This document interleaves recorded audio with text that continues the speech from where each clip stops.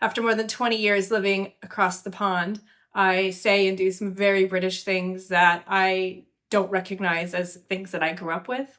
Who knew that I would become a serial sorrier, or that I would end messages with a kiss or two? I'm going to share 9 British habits that are pretty easy to pick up, and I'm never going to stop doing them now. The first one is saying sorry. It just comes out of my mouth now.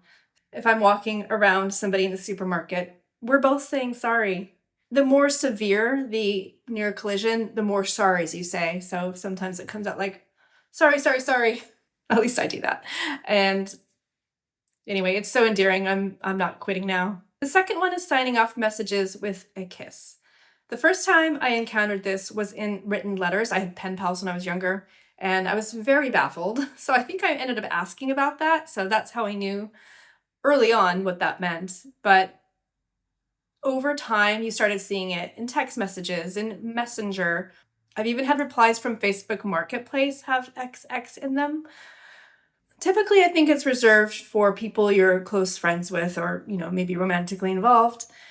I wouldn't do it with a non-British friend, although I've definitely forgotten.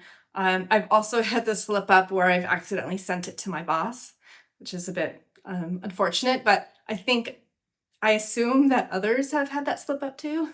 I'm also hyper aware if I'm messaging somebody and one of us stops using the X, I immediately think I might have done something wrong. I also know that I sometimes just forget, especially if I'm having a day where I'm messaging lots of non-Brits and Brits. When that happens though, I'm always quick to sign off an X, even if it's like on a completely different line. I don't want them to think I stopped loving them. I'm not giving it up. It's very sweet. The third one is talking about the weather. It's rainy, it's sunny, it's actually going to snow. Have you seen the rain forecast? And just because weather is just so deeply ingrained, as someone who loves beautiful weather, but also can appreciate a thunderstorm, the weather is really important to my day-to-day, and I'm not giving this up. I just think as well that weather is such an easy conversation starter. It's the go-to small talk. And as someone who sort of struggles with small talk anyway, it's just the perfect solution. The fourth one is offering tea or coffee to visitors. And I don't just mean guests, I also mean tradespeople. So I learned pretty early on that you're meant to offer tea or coffee to anyone coming over to your house if they're fixing something, which was fine. Back in the 90s, I had some British friends visiting and we were sitting around chatting, and eventually at one point, one asked me kind of awkwardly, is it okay if we can get a cup of tea? Oh, and I felt so mortified. Like I didn't even think about it. So anyway, that was sort of a lesson learned. And then when I came to Britain, I learned that you definitely give tea to people who are visiting, tradespeople. And actually, when I had this house sit not too long ago, and the homeowner explained that the gardener came these 2 days and she would bring him tea pretty regularly. So that's fine, that's cool. There's a lot of phrases around tea solving problems. There's quite a cheeky phrase that a friend of mine from the north of England taught me. She said that her grandmother said that a shag and a cuppa can solve anything. The fifth one is that tea needs to be made properly. And that means boiling water from a kettle, usually electric, but I've also recently experienced the joy of the aga. I love loose tea in a pot. It's not always practical to make.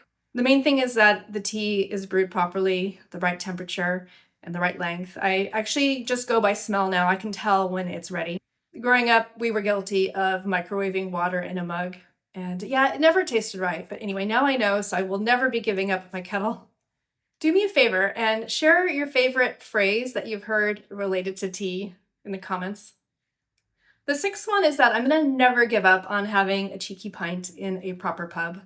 Back in the day, I'd get some funny looks from some of the older fellows that I was drinking a pint, and I was told that a proper lady doesn't drink a pint, but I don't listen to that. It was hard to remember to say half instead of half. I just found it easier to order a pint, and so I'm gonna keep doing that. I also really adore the traditional pub. I was a camera member for many years. As a genealogist, the pub was more than just a place to eat, drink, and be merry. It was a social pub. It was also a place where they had official gatherings. And these records survive. It's pretty cool. Also, fun niche celebrity encounter. I used to drink in the same pub as Rory McGraw, and he bought me a pint once. The seventh one is queuing patiently. If you don't know what queuing means, it means lining up and waiting your turn, and not every culture on earth does that. The most beautiful British queue I ever saw was at the M&S at Moorgate in London at lunchtime. This long queue, it snakes around, but it was very orderly and it moved quickly. It's the best. If it's a short queue or it's moving fast, that's awesome. If it's a long one, my dodgy leg, my ADHD, and my autism are definitely not interested in standing around, so I usually move on. It's almost never worth the wait for me. Number 8 are the very British sandwich fillings. The ones that struck me the most when I was first here were tuna and sweet corn. Actually, sweet corn on things anyway. And also coronation chicken, because never heard of that. Oh, and fish finger sandwiches. Not the sort of thing that you would get at a shop, but amazing in a pub. And I love them. I especially love making coronation chicken and fish finger sandwiches at home. They're easy to make at home, and I'm all about saving money these days. Number 9 is disregarding the hustle culture that you often see in the US. I was raised where you work hard, work hard, and that's fine. However, at some point, you burn out, and I've burned out a few times now, so I'm going to do everything I can to avoid that. Since I've been working in the UK, I noticed there's definitely a culture of downing tools at a specific time. Yes, they say that phrase, downing tools. People genuinely believe in having a life outside of work. One of my managers used to say, "We're not curing cancer here," and it's just kind of as a way to say, we're doing important work, but it's not so important that we can't go enjoy ourselves.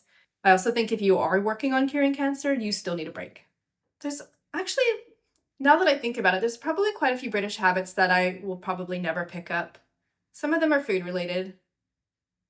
And that bye-bye phone sign off, I don't know what that's about.